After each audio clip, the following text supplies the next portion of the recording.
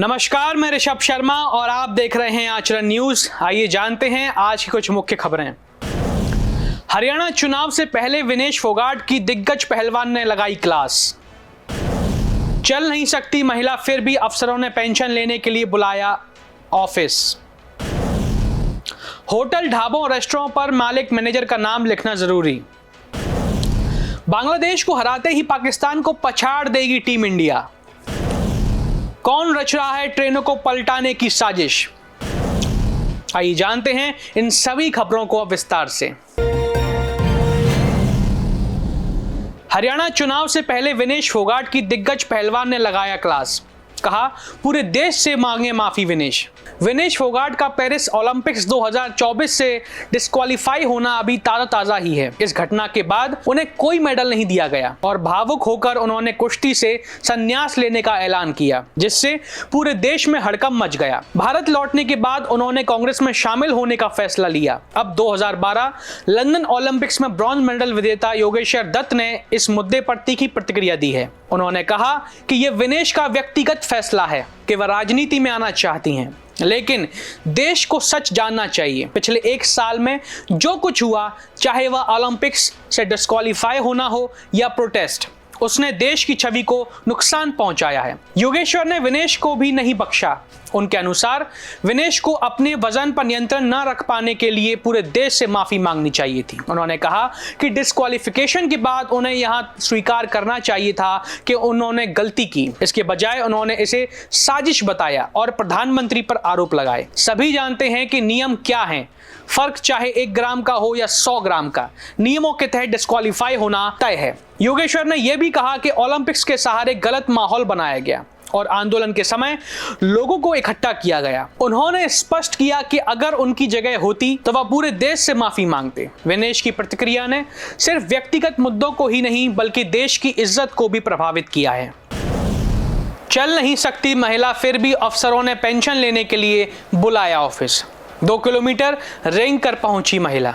ओडिशा के क्योंछोर में एक 80 वर्षीय महिला पथुरी तिवारी को पेंशन के लिए 2 किलोमीटर रेंग कर जाना पड़ा। यह दृश्य एक शर्मनाक सरकारी व्यवस्था का प्रतीक है। बीमारियां और बुढ़ापे के बावजूद उन्हें पंचायत ऑफिस तक पहुंचने के लिए इस कष्टदायक कृत्य करने का मजबूर किया गया। यह हैरान कर देने वाली बात है कि सीनियर सिटीजन और विकलांग लोगों को घर पर पेंशन देने का आदेश होने के बावजूद सरकारी अधिकारी इस पर ध्यान नहीं देते। 21 सितंबर को हुई इस घटना का वीडियो अब वायरल हो चुका है और यह दिखाता है कि हमारे सिस्टम में कितनी खामियां हैं। महिला ने बताया कि हम पेंशन पैसे से अपने दैनिक खर्च चलाते हैं, फिर भी पंचायत एक्सटेंशन ऑफिसर ने उन्हें ऑफिस आने के लिए कहा। यह क्या एक मजाक है? जब पेंशन बांटने के लिए कोई घर नहीं आया तो क्या उनके पास यह महिला को 2 किलोमीटर रेंग कर ऑफिस पहुंचने के लिए मजबूर करना एकमात्र विकल्प था? यह स्थिति न केवल इस महिला के लिए बल्कि हमारे पूरे समाज के लिए शर्मनाक है। क्या यह अधिकारी अपनी जिम्मेदारियों से भाग रहे हैं? उनकी लापरवाही और असंवेदनशीलता की कोई सीमा नहीं है। योगी सरकार का नया आदेश, होटल, ढाबों और रेस्टोरेंट पर मालिक मैनेजर का नाम लिखना जरूरी। यूपी सरकार ने खाने पीने की दुकानों पर नेम प्लेट यानी दुकानदार का नाम लिखना अनिवार्य कर दिया है। सीएम योगी ने आज ये आदेश दिए। इससे पहले योगी सरकार ने कांवड़ यात्रा के दौरान खान पान सामग्री बेचने वाले दुकानदार और ठेले वालों की पहचान जाहिर करने के लिए विवादित आदेश दिया था, जिस पर सुप्रीम कोर्ट ने रोक लगा दी थी। इससे पहले सीएम योगी आदित्यनाथ ने खाद्य विभाग के साथ बैठक की। उन्होंने कहा, प्रदेश के सभी होटल, ढाबों, रेस्टोरेंट की गहन जांच और हर कर्मचारी का पुलिस वेरिफिकेशन किया जाए। खाने की चीजों की शुद्धता के लिए खाद्य सुरक्षा अधिनियम में आवश्यक संशोधन किए जाएं। नए आदेश के मुताबिक खानपान केंद्रों पर संचालक, प्रोपराइटर, मैनेजर का नाम और पता डिस्प्ले करना अनिवार्य होगा। पूरे रेस्टोरेंट में सीसीटीवी लगाने होंगे। कर्मचारियों को मास्क, ग्लव्स पहनाना जरूरी होगा।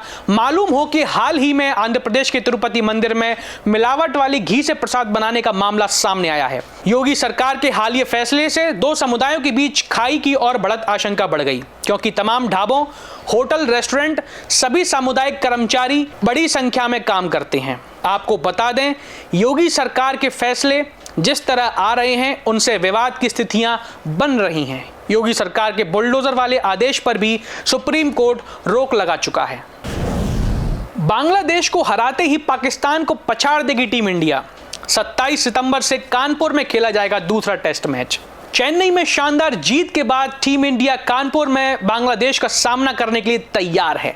पहला टेस्ट में मिली सफलता ने भारतीय खिलाड़ियों का मनोबल बढ़ा दिया है और अब बांग्लादेश पर लगातार दूसरी हार से बचने का दबाव उनके ऊपर है।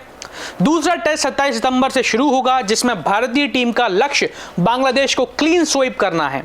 हाल ही में बांग्लादेश को हराकर भारत ने अपनी जीत के नंबर्स को हार से अधिक कर लिया है, जिससे यह इतिहास में एक महत्वपूर्ण मोड़ बन गया है। चेन्नई टेस्ट जीतना भारतीय टीम की टेस्ट क्रिकेट में 179वीं जीत थी।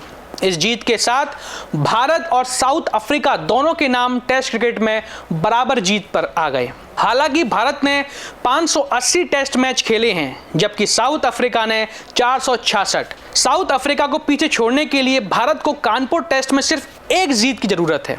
अगर भारत कानपुर में जीतता है तो वह पाकिस्तान को पीछे छोड़ देगा। फिलहाल श्रीलंका टेस्ट क्रिकेट में बांग्लादेश को सबसे ज्यादा 20 बार हारने वाली टीम है। वेस्ट इंडीज और न्यूजीलैंड ने बांग्लादेश को 14 बार मात दी है, जबकि साउथ अफ्रीका और पाकिस्तान ने 12 बार बांग्लादेश को हराया। भारत और बांग्लादेश के बीच अब तक 14 टेस्ट मैच खेले जा चुके हैं, जिनमें 12 में भारत विजयी रहा है और 2 मैच ड्रॉ रहे। यदि भारत कानपुर में जीत दर्ज करता है तो वह साउथ अफ्रीका और पाकिस्तान को पीछे छोड़ते हुए बांग्लादेश के खिलाफ तीसरी सबसे सफल टीम बन जाएगा।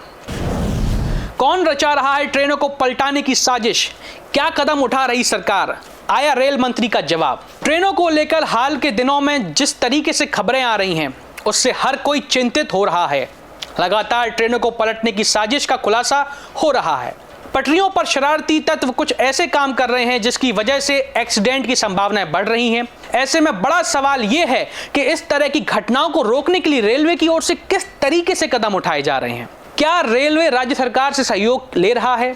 इसी को लेकर रेल मंत्री अश्विनी वैष्णव का बड़ा बयान सामने आया है। अश्विनी वैष्णव ने कहा कि भारतीय रेलवे उन शरारती तत्वों पर नजर रखने के लिए सभी राज्य सरकारों, पुलिस महानिदेशकों और राष्ट्रीय जांच एजेंसी NIA के साथ मिलकर काम कर रही है, जो रेल परिचालन को पटरी से उतारने और पटरियों पर वस्तुएं रखकर यात्रियों को नुकसान पहुंचाने की कोशिश कर रहे हैं। अपने बयान में उन्होंने ये भी कहा कि पूरा रेलवे प्रशासन अलर्ट पर है और इस मामले को गंभीरता से ले रहा है। हम लगातार सभी राज्यों के संपर्क में हैं। मंत्री ने कहा, राज्य के DGP, गृह सचिव और NIA भी शामिल है। जो कोई भी दुर्घटना करने की कोशिश करेगा उसके खिलाफ सख्त कार्रवाई की जाएगी। उन्होंने साफ तौर पर यह भी कहा कि यह हमारी प्रतिबद्धता है। पूरा रेलवे प्रशासन काफी सतर्कता के साथ काम कर रहा है। वैष्णव ने कहा, उनका मंत्रालय मामले की तह तह तक जाकर सभी जोन और रेलवे सुरक्षा बल RPF के साथ काम कर रहा है। उन्होंने कहा कि हम ऐसी अवैध गतिविधियों के पीछे किसी भी व्यक्ति के खिलाफ सख्त कार्रवाई करेंगे। प्रशासन ये सुनिश्चित करने के लिए कड़ी मेहनत कर रहा है कि ऐसी कोई घटना दोबारा ना हो और हम अपराधियों को पता लगा सकें। हालांकि मंत्री ने NIA की भूमिका के बारे में विस्तार से नहीं बताया। देश दुनिया की सभी खबरें देखने के लिए जुड़े रहिए आचरण न्यूज से। आचरण न्यूज, हर कदम आपके साथ।